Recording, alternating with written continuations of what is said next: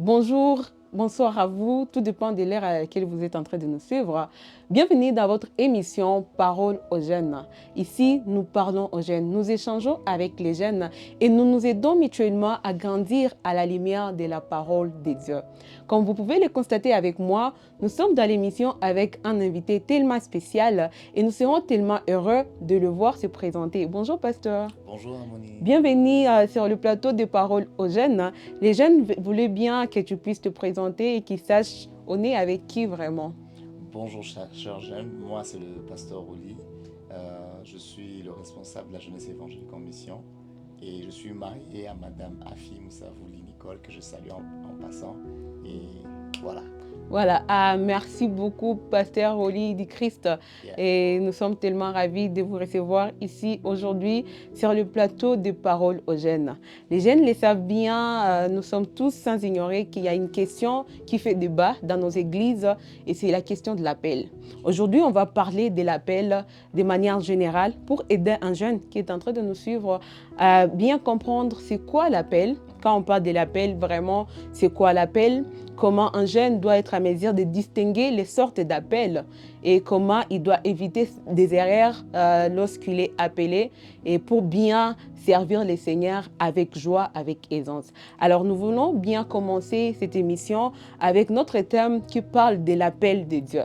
Alors, les seigneurs nous appellent différemment. Nous aimerions bien savoir, d'abord, auprès de vous, c'est quoi l'appel de manière générale pour essayer un peu de faire comprendre à un jeune qui est en train de nous suivre, s'il se pose aussi des questions, c'est quoi l'appel, qu'est-ce que l'appel, qu'il puisse vraiment être à mesure de comprendre.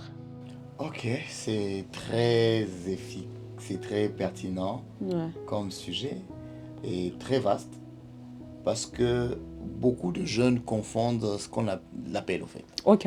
Et il faut comprendre qu'il y a plusieurs niveaux ou catégories d'appel. Mm. Mais d'une manière générale, l'appel, c'est un chemin OK. que Dieu trace dans la vie de quelqu'un.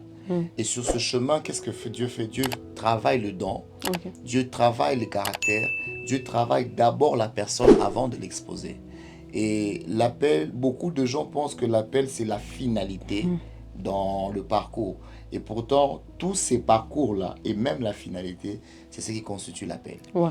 Et d'une manière générale, l'appel, c'est quelque chose, c'est une responsabilité au fait. C'est pas d'abord un privilège. C'est pas les honneurs qui tournent autour de l'appel. D'accord. C'est une responsabilité de manifester ou de révéler Dieu dans le domaine, chacun dans son domaine. Parce que je donne un exemple. Par exemple, là, ce que toi tu fais, tu présentes et tout ce qui va avec, Ouais. c'est un appel que tu as. OK. Tu Ouais. révèles Dieu dans ces choses. D'accord. Nous autres, nous sommes pasteurs. Nous sommes appelés, c'est une responsabilité que nous avons à manifester Dieu. Et ainsi de suite. Il y a d'autres qui sont des médecins. Eux aussi sont appelés à révéler Dieu dans le domaine qu'ils sont. OK. Et d'une manière générale, l'appel, c'est ce qui brûle au fait en toi. Il y a quelqu'un qui dit l'appel naît d'une frustration. Ok. Quand tu es autour de toi, tu vois les enfants de la rue, communément appelés maïbobo, Ouais. ou shake, et ça dépend d'un endroit à un autre. Tu te dis, mais pourquoi ces enfants sont comme ça? Qu'est-ce qu'on peut faire pour aider ces enfants? Vous voyez un peu? C'est cette frustration-là qui fait naître en nous l'appel. En fait, pas fait naître, qui est un indicateur, Qu'on est appelé. voilà, qu'on est appelé à ça en fait. Parce Ok. que l'appel vient répondre à un besoin et non à l'orgueil de l'homme. Oh, wow, wow. Voilà. Merci beaucoup, pasteur. Donc, chers jeunes, vous comprenez que l'appel vient répondre à un besoin et non pas à l'orgueil de l'homme.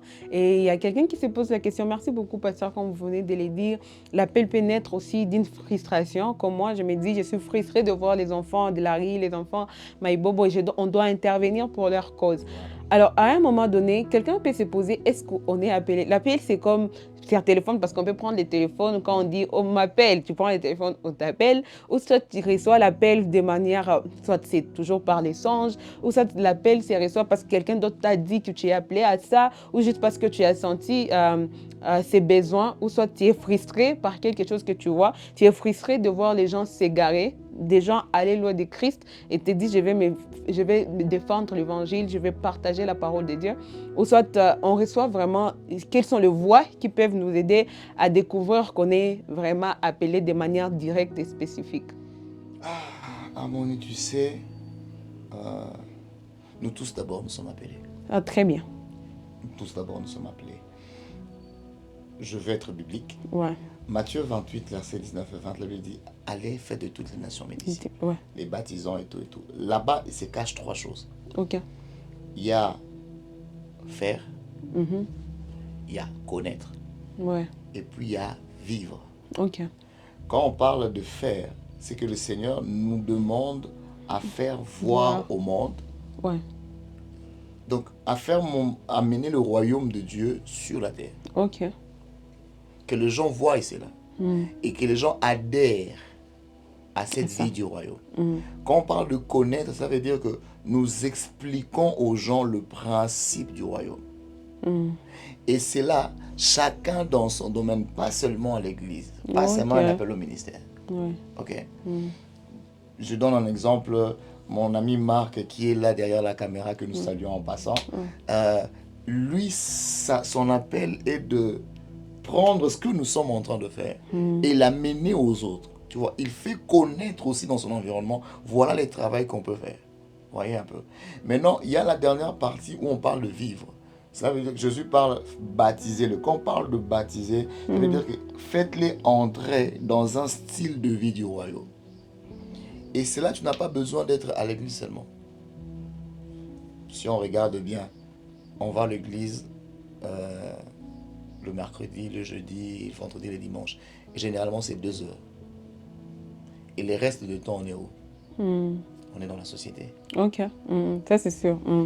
Et c'est là maintenant qu'on doit exercer l'appel. Et moi, je pense, à mon humble avis, comment un jeune doit connaître son appel. Il doit d'abord comprendre ces 3 choses. Est-ce que je suis à mesure de faire des disciples dans mon domaine? Est-ce que je peux enseigner les gens à vivre comme Christ? Ouais. Deuxièmement, est-ce que je peux, dans ma manière de faire, dans ma manière d'être, est-ce que les gens peuvent connaître Christ? Et puis, ma vie de chaque jour, est-ce un moyen par lequel plutôt les gens vivent Jésus autour d'eux? Parce que tu peux être président de la République, tu peux être ministre, tu peux être, c'est pas moi qui. Mais ces 3 choses doivent toujours nous accompagner. Et moi, je le dis toujours, tout le chrétien est appelé à prêcher. Ok. Ces versets nous prouvent. D'accord. Donc, lorsque tu es appelé, lorsque tu es sauvé, d'office, tu es appelé et tu dois être en mesure de faire connaître Christ partout où tu passes. Voilà. Alors, c'est vrai, c'est vraiment une bonne réponse. Je crois bien qu'il y a un jeune qui se posait aussi cette question et est en train de trouver des réponses par rapport à la question. Mais il y a toujours un problème, un sujet au fait. Il y a quelque chose qui pose problème. On retrouve cela même dans la Bible avec l'appel de Jérémie, dans Jérémie 5. Où Jérémie se trouve encore jeune, encore enfant pour exercer l'appel de Dieu. Il y a quelqu'un qui est appelé, sauvé déjà, mais il se trouve, comment je vais, moi jeune, avec mes vingtaines, aller prêcher ou aller parler aux gens avec depuis des 50 ans et tout. Je me trouve un peu, non, je suis encore jeune, je dois attendre, je dois encore patienter. Comment vous pouvez aider ces jeunes qui se disent, je suis encore jeune, je suis encore enfant, comme Jérémie pouvait le dire? Moi, j'ai découvert mon appel, j'étais encore trop jeune. Ok. Certes, je suis encore jeune, n'est-ce pas, je peux encore vivre. Oui. Mais j'avais découvert mon appel, j'étais encore trop jeune. Ok. La bonne question serait, comment concilier ma vie de tout le jour avec ma vie chrétienne, avec l'appel d'enfant de Dieu? Ouais. Je crois que c'est... Parce que s'il comprend ça, même à 10 ans, il peut servir Dieu. Le problème, nous sommes dans une dualité, si je peux le dire ainsi. On pense que on est chrétien à l'église, et puis je suis étudiant. Ou soit je suis étudiant, et puis je suis ceci. Donc moi, je pense que la bonne réponse est de vivre, pourquoi pas ne pas faire que Jésus soit dans ma vie séculière. Maintenant, ce jeune, il a 20 ans. Il a des rêves. Il a des ambitions. Il s'est dit, bon, mes ambitions, ni qui sait, je commence en parlant swahili, excusez-moi, c'est un réflexe. Hein. Les amis vous êtes à l'étranger, excusez-moi, je rentre en français.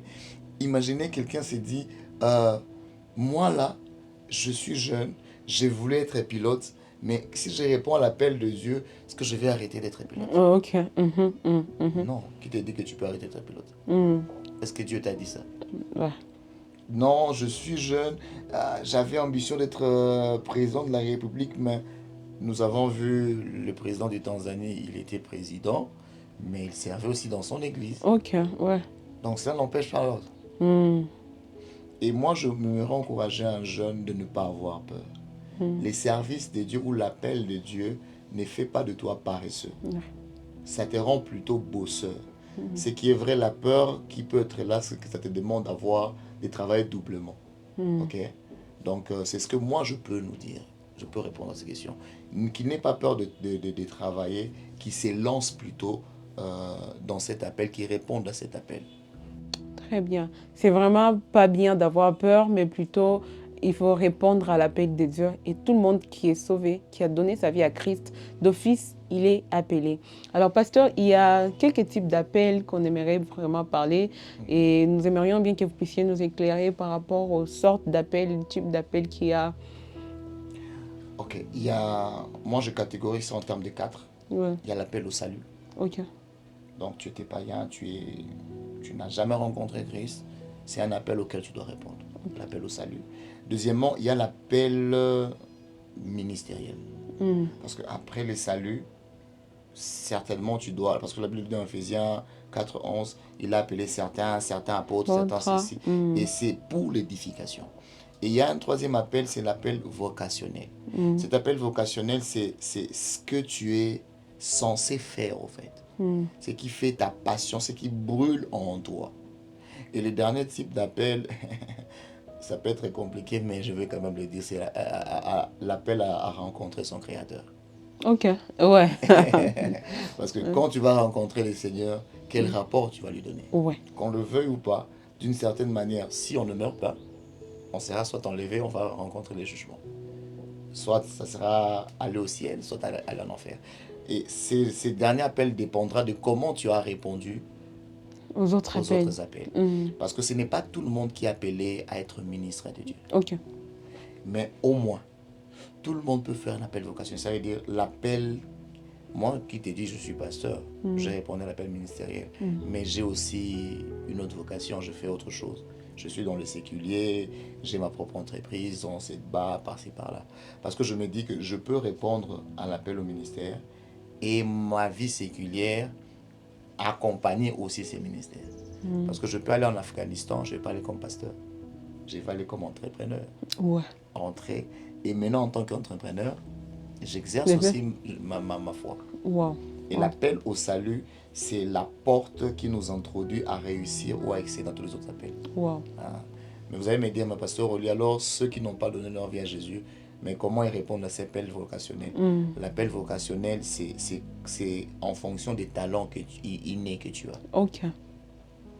Bon, un musulman, un païen, il est né, il sait parler, il est né, il a étudié, il est devenu médecin, il est devenu astronaute. Bon, il répond à ça. Mais le but, comme je le dis, le but de l'appel, c'est que c'est un chemin que Dieu a tracé pour travailler notre caractère, notre manière de penser, notre manière de parler, dans le but de le glorifier. Wow. Vous voyez un peu. Ouais. Si le but de l'appel vocationnel que tu fais, comme tu écris des livres, tu écris des livres déjà, Ouais. et c'est un appel. En fait, si ça rend gloire à Dieu, Ouais. tu as répondu à l'appel. Mais si ça rend pas gloire à Dieu, bon, c'est vrai que tu as répondu, mais Oui, ça c'est sûr. Parce que moi, j'écris, comme vous dites, moi j'ai écrit les livres, c'était à la suite, comme vous l'avez dit, l'appel c'est aussi quelque chose qui te frustre. C'était à la suite de ma frustration en fait. Et je suis en passant d'éviter à un jeune de bien lire les livres, réécrire l'avenir, parce qu'on va faire le vernissage bientôt.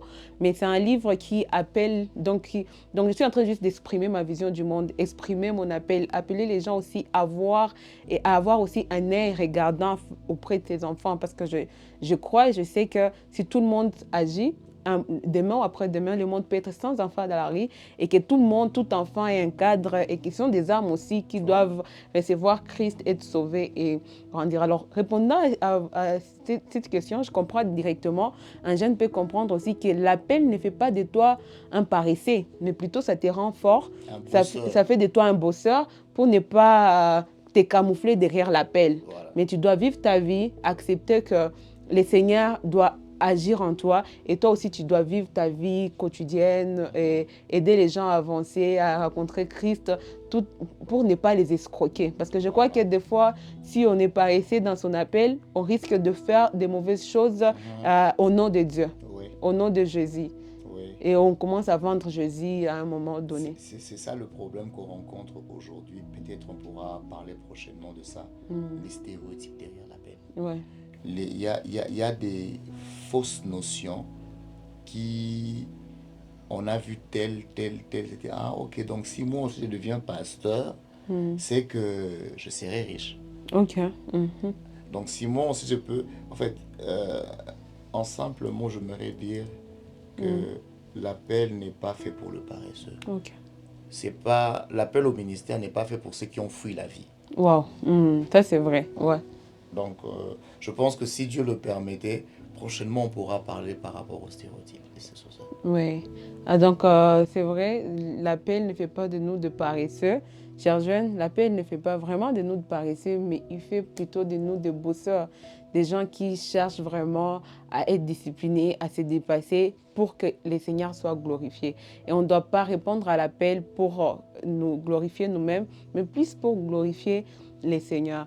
Alors, merci beaucoup, Pasteur Rolly, d'avoir été là avec nous au sujet de l'appel au sein de notre plateau Parole aux jeunes, où on a parlé vraiment de l'appel.